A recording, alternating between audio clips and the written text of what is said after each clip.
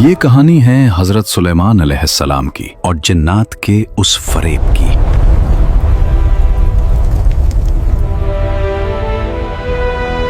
وہ فریب جس نے طاقتور جنات کو سالوں تک ایک لاش کا غلام بنا کر رکھا۔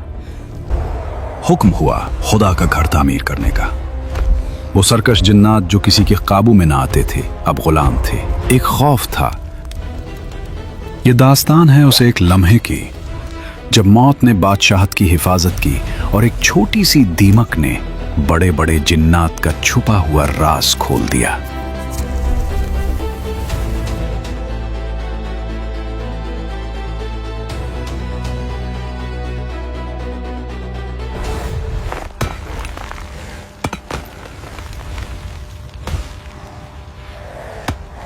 میرا جسم اب اور برداشت نہیں کر سکتا۔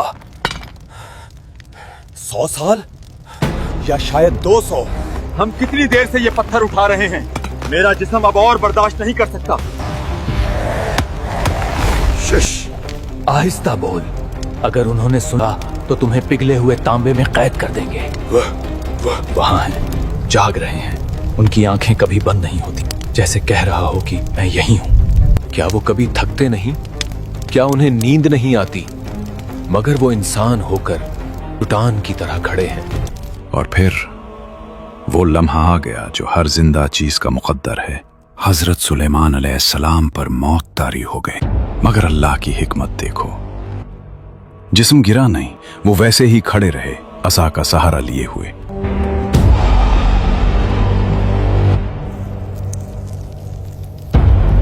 ایک طرف وہ جنات تھے جو خود کو غیبدان کہتے تھے، پہاڑ توڑ رہے تھے، اور دوسری طرف اللہ کا ایک چھوٹا سا سپاہی، ایک معمولی کیڑا اس بادشاہ کی لاٹھی کو کھا رہا تھا جس کے سہارے جنات کی غلامی ٹکی ہوئی تھی۔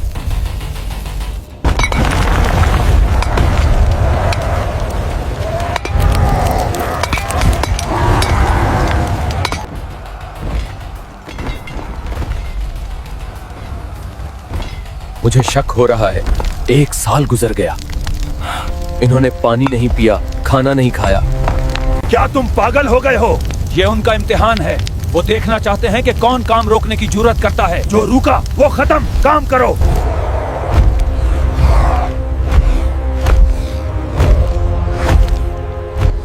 خوف انسان اور جنات کو اندھا کر دیتا ہے۔ وہ سامنے کھڑی موت کو نہ دیکھ سکے کیونکہ ان کے دلوں میں سلیمان کا خوف اللہ کے خوف سے زیادہ بیٹھ گیا تھا۔ مسجد کی دیواریں اونچی ہوتی گئیں، سلیمان علیہ السلام کا سایہ ویسا ہی کھڑا ہے، دھیمک لکڑی کو اندر سے کھوکھلا کر رہا ہے۔ جنات پاگلوں کی طرح کام کر رہے ہیں۔ مہینے گزر گئے یا شاید سال۔ جنات غیب نہیں جانتے تھے، وہ بس اس کھڑی ہوئی لاٹھی سے ڈرتے رہے۔ مشقت جاری رہی اور لکڑی کمزور ہوتی گئی۔ لاٹھی اب اندر سے بالکل کھوکھلی ہو چکی ہے۔ پھر اچانک سے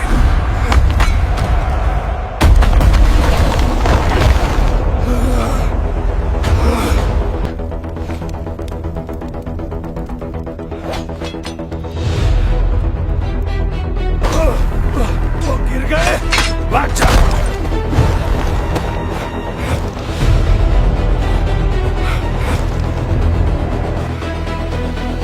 موت، انہیں تو کب کی موت آ چکی تھی، مجھے پہلے سے ہی شک تھا۔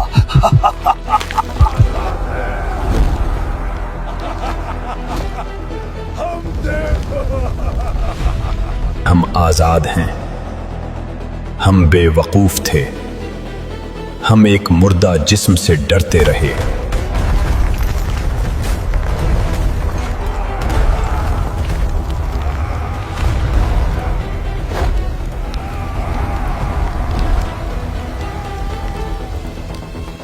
جنات بھاگ گئے مگر اپنے پیچھے ایک سچ چھوڑ گئے۔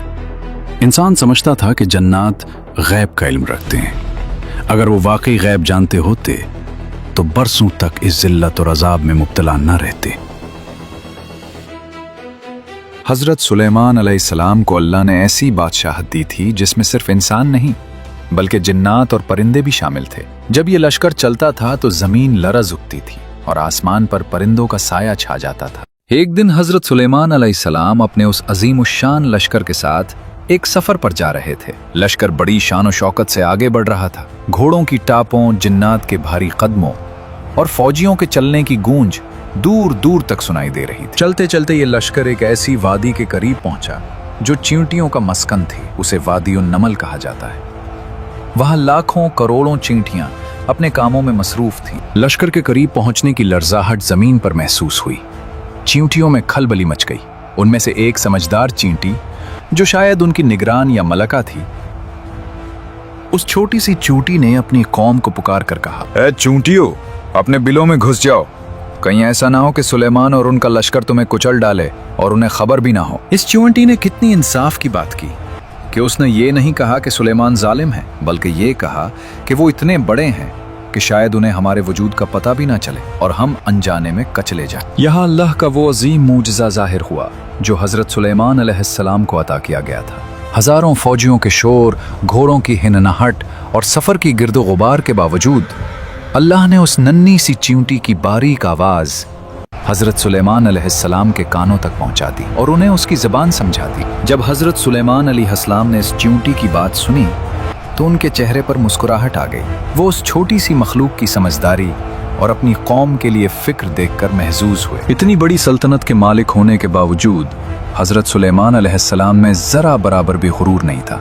उन्होंने फौरन अपना हाथ उठाया और पूरे लश्कर को रुक जाने का हुक्म दिया। हजरत सुलेमान अलैहिस्सलाम ने हुक्म दिया कि लश्कर अपना रास्ता बदल ले या तब तक रुका रहे जब तक ये नन्ही मखलूक अपने बिलों में महफूज न हो जाए।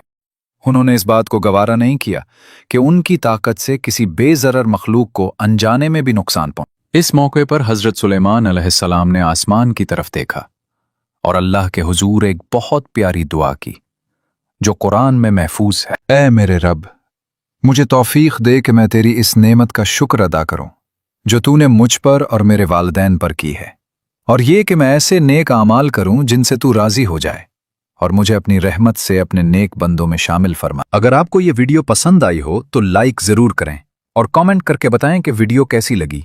अगला वीडियो किस मौजू पर हो वो भी कमेंट में लिखें। वीडियो को शेयर करें और चैनल को सब्सक्राइब करना ना भूलें।